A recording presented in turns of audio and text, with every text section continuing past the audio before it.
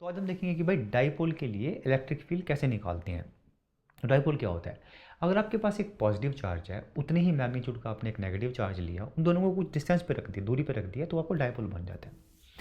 तो अगर आप देखो तो डाइपोल में एक से ज़्यादा चार्जेस इन्वॉल्व हैं, यानी कि मल्टीपल चार्जेस इन्वॉल्व हैं, राइट।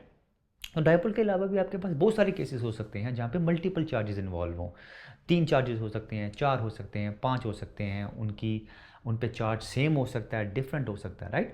तो इवन दो आज के वीडियो में हम लोग डाइपोल के लिए ही निकालेंगे इलेक्ट्रिक फील्ड, लेकिन मैं आपको एक जेनरिक अप्रोच देने की कोशिश करूँगा, ताकि अगर आपको डाइपोल के अलावा भी जब भी मल्टीपल चार्जेस हैं, एक से ज़्यादा चार्जेस हैं इन्वॉल्व हैं, तो वो अप्रोच आपको मदद करेगी प्रॉब्लम सॉल्व करने में। ठीक है, तो भी ये रहा हमारा dipole. Positive Q, negative Q. हमको बोला गया है कि भाई इलेक्ट्रिक फील्ड निकालो एक पॉइंट पी पे जो लाई करता है इस डाइपोल के परपेंडिकुलर बाइसेक्टर पे। परपेंडिकुलर बाइसेक्टर मतलब अगर इन दोनों चार्जेस को जोड़ूं, मैं एक स्ट्रेट लाइन ड्रॉ करूं इन दोनों के बीच में, तो वो होगा एक्सिस डाइपोल का, राइट।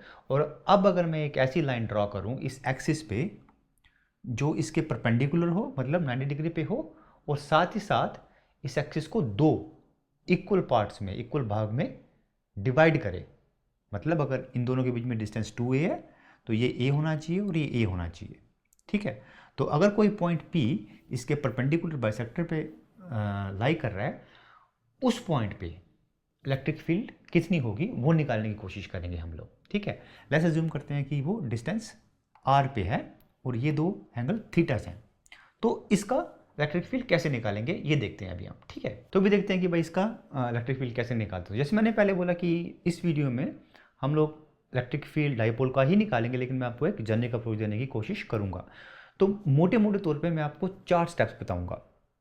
जब भी आप मल्टीपल चार्जेस के साथ डील कर रहे हैं, यानी कि एक से ज़्यादा चार्जेस के साथ डील कर रहे हैं, इलेक्ट्रिक फील्ड निकालने की कोशिश कर रहे हैं उनकी, तो आप ये 4 स्टेप्स फॉलो कीजिए। होपफुली आपका काम आसान होगा।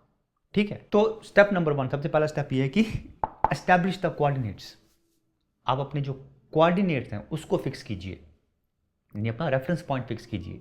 यानी कि आपका एक्स एक्सिस कौन सा होने वाला, वाई एक्सिस कौन सा होने वाला, और अगर आपका जी एक्सिस भी एप्लीकेबल है तो जी एक्सिस क्या होने वाला है, राइट। तो आपको लगे यार ये आपका सिंपल सी चीज़ है, आपने इसका स्टेप बना दिया इसके ऊपर, लेकिन यकीन मानिए इस सिंपल सी चीज़ को अगर आप स्टार्ट कर दोगे करना, तो आपका काम काफ़ी आसान हो जाएगा। क्योंकि अगर आप देखो तो जब भी हम एक से ज़्यादा चार्जेस के साथ डील करेंगे, उनके इलेक्ट्रिक फील्ड के साथ काम करेंगे, राइट, तो अपने को इलेक्ट्रिक फील्ड्स ऐड करनी पड़ेगी या सब्ट्रैक्ट करनी पड़ेगी, राइट। और जब हमको इलेक्ट्रिक फील्ड ऐड या सब्ट्रैक्ट करनी पड़ेगी, इसका मतलब कि अपने को इलेक्ट्रिक फील्ड को कंपोनेंट्स में ब्रेक करना पड़ेगा। मतलब कि आपके पास काफ़ी सारे एक्स कंपोनेंट्स आ जाएंगे, वाई कंपोनेंट्स आ जाएंगे, जी कंपोनेंट्स आ जाएंगे, राइट। तो जब तक आप दिमाग में क्लियर नहीं हो कि मेरा एक्स एक्सिस कौन सा है, वाई एक्सिस कौन सा है, तो इतने सारे कंपोनेंट्स को मैनेज करना बहुत मुश्किल काम हो जाएगा। इसके अलावा हम देखेंगे कुछ नेक्स्ट स्टेप में कि सिमेट्री के कारण काफ़ी सारे कंपोनेंट्स खुद ब खुद कैंसिल हो जाते हैं। तो अगेन जब तक आपके दिमाग में क्लियर नहीं है कि एक्स एक्सिस कौन सा है, मेरा वाई एक्सिस कौन सा है, काफ़ी कंफ्यूज रहोगे आप। ठीक है, तो सबसे पहले क्या कीजिए, आप अपना कोऑर्डिनेट सिस्टम को फिक्स कीजिए कि एक्स एक्सिस कौन सा होने वाला है, मेरा वाई एक्सिस कौन सा होने वाला है, राइट। तो हम अपने इस डिस्ट्रीब्यूशन के लिए ये हमारा एक्स एक्सिस होगा, ये हमारा वाई एक्सिस होगा। ठीक है, तो अभी दूसरा स्टेप इजी स्टेप। इसमें क्या करते हैं आप, जितने भी आपके चार्जेस हैं उसके कारण उस पॉइंट पे जो इलेक्ट्रिक फील्ड होगी उसको आप आइडेंटिफाई कीजिए और ड्रॉ कीजिए। तो हमारे पास यहाँ पे 2 चार्जेस हैं, इसके कारण यहाँ पे फील्ड क्या होगी वो देखते हैं। तो पहले ये पॉजिटिव चार्ज है, इसके लिए इसके कारण यहाँ पे फील्ड क्या होगी। इस फील्ड निकालने के लिए यहाँ पे अपने को एक पॉजिटिव टेस्ट चार्ज रखना पड़ेगा। अगर हमने पॉजिटिव रखा, ये भी पॉजिटिव है, तो इलेक्ट्रिक फील्ड किस डायरेक्शन में होगी, E1 की डायरेक्शन में होगी, ऐसा होगा। ठीक है, अब इस चार्ज के कारण यहाँ पे इलेक्ट्रिक फील्ड क्या होगी, ऐसी होगी, क्योंकि अट्रैक्ट करेगा। तो आपके पास एक E1 आ गया, आपके पास E2 आ गया, राइट। अभी अगर 2 चार्ज इस डाइपोल की जगह आपके पास ये पॉजिटिव होता, ये पॉजिटिव, तब क्या होता, तब एक ये तो सेम ही रहती, ये वाली अब ऐसी बन जाएगी, राइट। अगर आपके पास 3 पॉजिटिव चार्जेज होते, ये होता, यहाँ पे होता, यहाँ पे भी होता, तो एक ऐसी होती, एक ऐसी होती और एक सीधी ऐसी होती, राइट। तो दूसरे स्टेप में आप जितने भी आपके चार्जेस हैं उसके कारण जो इलेक्ट्रिक फील्ड होगी उसको आप आइडेंटिफाई कीजिए और उसको ड्रॉ कीजिए। ठीक है। जो तीसरा स्टेप जो है अभी है, ये काफ़ी इंपॉर्टेंट स्टेप है और ये आपका सबसे फेवरेट स्टेप होना चाहिए, क्योंकि ये आपका काम काफ़ी आसान बना सकता है। तो इस स्टेप में क्या करते हैं, हम सिमेट्री को यूज़ करते हैं और ये देखने की कोशिश करते हैं कि क्या कोई कंपोनेंट्स खुद ब खुद कैंसिल आउट हो जाएंगे, ताकि अपने को उनके बारे में चिंता करने की ज़रूरत नहीं पड़ेगी, राइट। तो आप क्या करो, आपने जब ये ड्रॉ कर दिया तो आप इन जो डिफरेंट इलेक्ट्रिक फील्ड्स हैं उनको दिमाग में रिजॉल्व करने की कोशिश करो। ज़्यादा थीटा बीटा की चिंता भी मत करो, सिंपल एक रिजॉल्व करने की कोशिश करो कि इसका एक्स कॉम्पोनेंट कैसा होगा, वाई कॉम्पोनेंट कैसा होगा, और उसके बेस पे ही आप देख सकते हैं कि भाई कुछ कॉम्पोनेंट्स क्या खुद ब खुद कैंसिल आउट हो रहे हैं सिमेट्री के कारण, और invariably most of the times आपको मिल जाएंगे कंपोनेंट जो खुद ब खुद कैंसिल आउट हो जाएंगे और आपको उनकी चिंता करने की ज़रूरत नहीं पड़ेगी। फॉर एग्जांपल, हमारे पास ये है E1 कंपोनेंट, E1 फील्ड थी, राइट। इसको आप दो कंपोनेंट में ब्रेक कर सकते हो, ये एक्स कंपोनेंट रहेगा, ये वाई कंपोनेंट रहेगा, राइट। अभी आपके पास ये E2 है, इसका भी एक्स कंपोनेंट ऐसा रहेगा, वाई कंपोनेंट ऐसा रहेगा। तब देख के बता सकते हैं कि भाई ये दो कंपोनेंट जो यानी वाई कंपोनेंट जो हैं E1 और E2 के, ये ऑपोजिट डायरेक्शन में है। अब डाइपोल के केस में इन दोनों का मैग्नीट्यूड सेम है, तो इसका मतलब क्या है, इन दोनों का मैग्नीट्यूड सेम रहेगा, तो ये एक दूसरे को खुद ब खुद ही कैंसिल कर देंगे। तो वाई कंपोनेंट जो है इस डिस्ट्रीब्यूशन के लिए आपको उसकी चिंता करने की जरूरत नहीं, क्योंकि खुद ब खुद कैंसिल हो गया वो।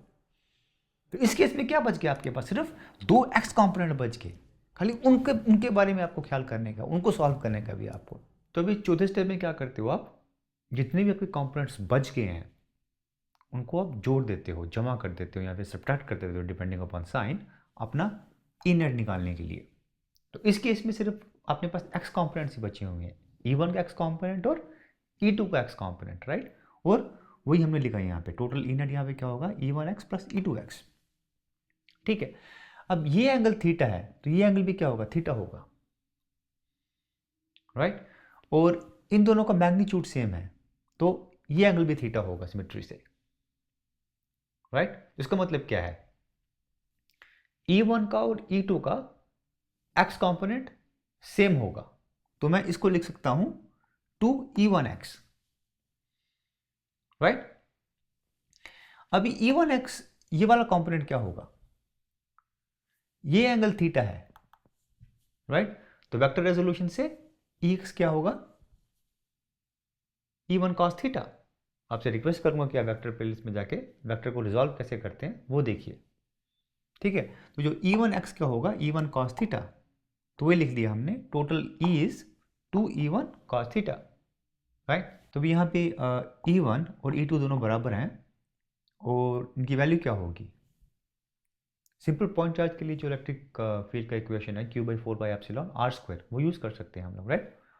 तो इन दोनों के केस में या फिर इन दोनों के केस में r क्या है, ये वाला डिस्टेंस, राइट। तो उसको अगर हम इन दो डिस्टेंसेस के टर्म में लिखना चाहें, क्योंकि ये दो हमारे पास दिए हुए हैं, तो इनके टर्म्स में लिखना चाहेंगे हम लोग, राइट। तो पाइथागोरस रूल लगा के this square is equal to this square plus this square, right. तो r स्क्वायर क्या हो जाएगा, this square plus this square, और वही हमने लिखा यहाँ पे, राइट।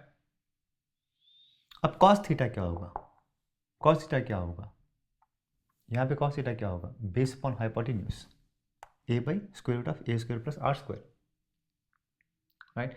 अगेन जब भी आप इलेक्ट्रिक फील्ड की प्रॉब्लम सॉल्व कर रहे हैं, मोस्ट ऑफ द टाइम्स आपके पास थीटा आएगा कुछ, तो थीटा को जल्दी ट्राई करो आप, जो आपके पास नोन डिस्टेंसेस दिए हुए हैं उनमें कन्वर्ट करने की कोशिश कीजिए आप, ठीक है।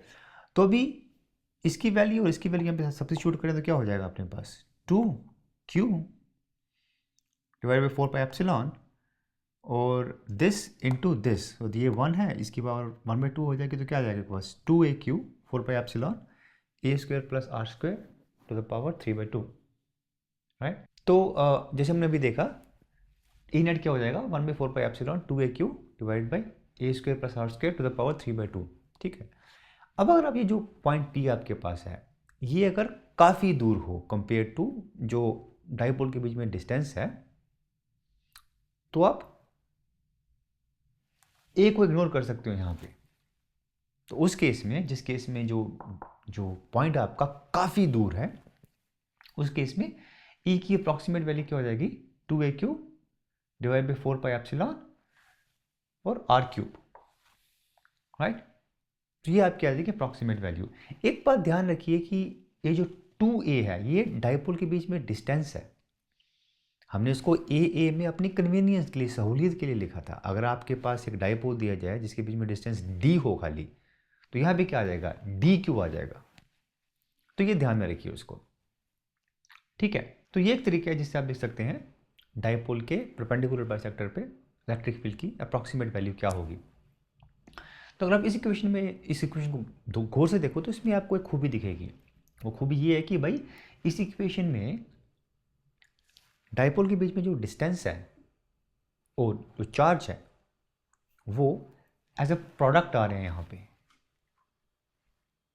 इसका मतलब क्या, इसका मतलब ये है कि अगर मैं परपेंडिकुलर बाइसेक्टर के डिफरेंट पॉइंट्स पर इलेक्ट्रिक फील्ड निकालूं तो उससे मैं डिस्टेंस या फिर क्यू इंडिपेंडेंटली नहीं निकाल सकता हूँ, हमेशा एज ए प्रोडक्ट ही आएगा वो, राइट।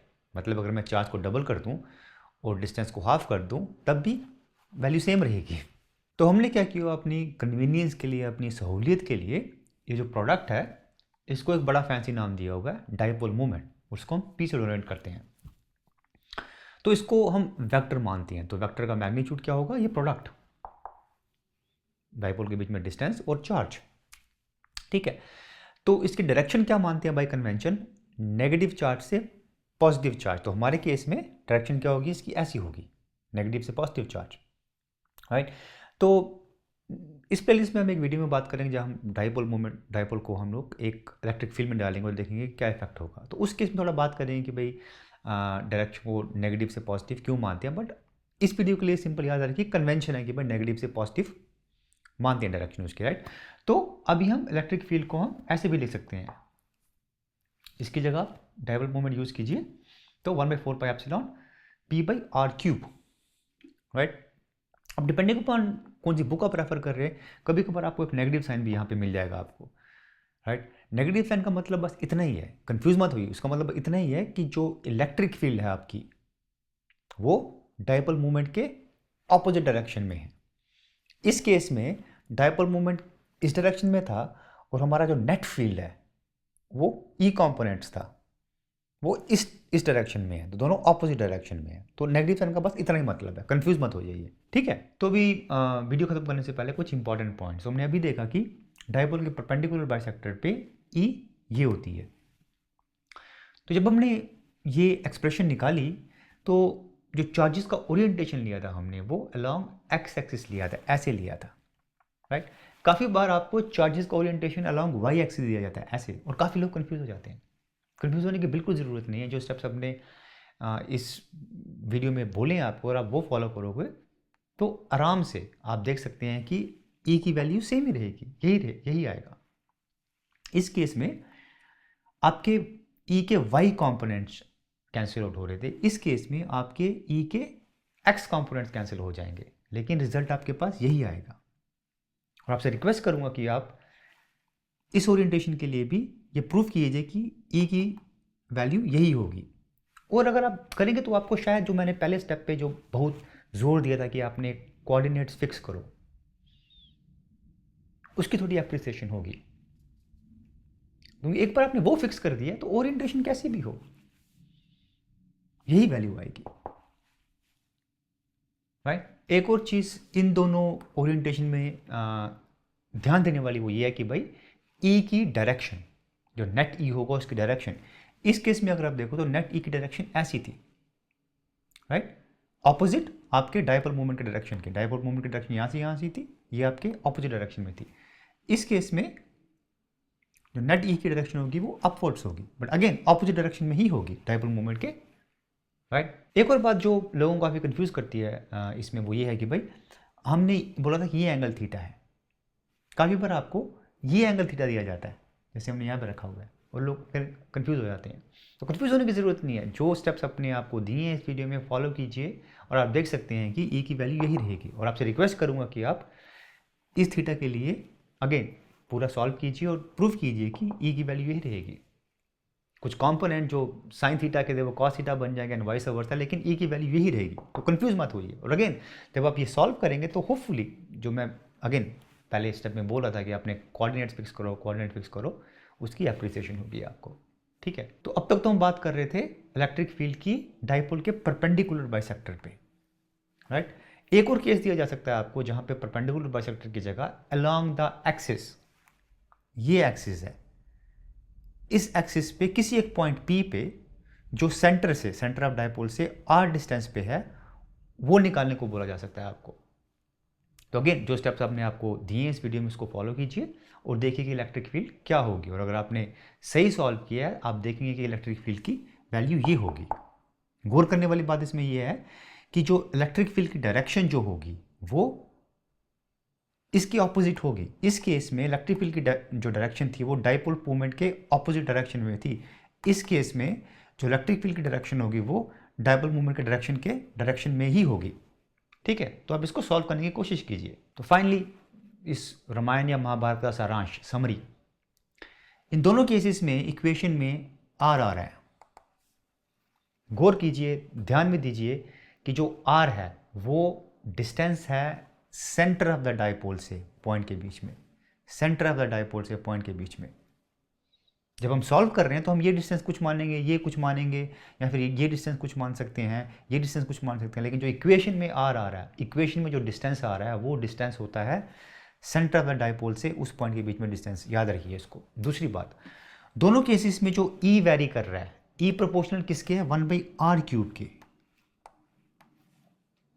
पॉइंट चार्ज के केस में ई वैरी करता था 1/r² के। इसका मतलब ये है कि डाइपोल के केस में ई बड़ी जल्दी जल्दी घटेगा जैसे जैसे आप दूर जाना शुरू कर दोगे, और ये जायज़ सी बात रहेगी, रीजनेबल सी बात रहेगी, क्योंकि पॉइंट चार्ज में एक ही चार्ज, पॉइंट चार्ज के केस में एक ही चार्ज था, इस केस में दो ऑपोजिट चार्जेस हैं, तो एक दूसरे का इफेक्ट कम करने की कोशिश करेंगे। तो इसलिए जैसे जैसे आप दूर जाना शुरू कर दोगे, पॉइंट चार्ज के कंपैरिजन में ई बड़ी जल्दी कम होना शुरू होगा। तीसरी बात गौर करने वाली इसमें वो ये है कि भाई इन दोनों केसेस में जो डाइपोल के बीच में डिस्टेंस है, जिसको हम 2a बोल रहे थे, और चार्ज q, वो एज ए प्रोडक्ट ही आ रहा है, और हमने यहाँ पे p लिखा हुआ है, यहाँ पे p लिखा हुआ है, राइट। और चौथी बात ये है कि अगर आप इलेक्ट्रिक फील्ड की इक्वेशंस जो निकाली हैं हमने, दोनों को कंपेयर करें तो आप देखेंगे कि electric field along the axis इससे डबल है, 2 गुना है। दोनों केसेस में सेम है, सिर्फ यहाँ पे एक एक्स्ट्रा 2 है, इसका मतलब 2 गुनी है electric field along the axis. और पांचवी और आखिरी बात यह है कि भाई इलेक्ट्रिक फील्ड यहाँ पे अलोंग द परपेंडिकुलर बाइसेक्टर था, यहाँ पे अलोंग द एक्सिस था। अगर मैं एक जनरल केस लूँ जहाँ पे मैं कोई एक पॉइंट यहाँ पे P उठाऊँ जो डिस्टेंस r सेंटर से है, उस केस में भी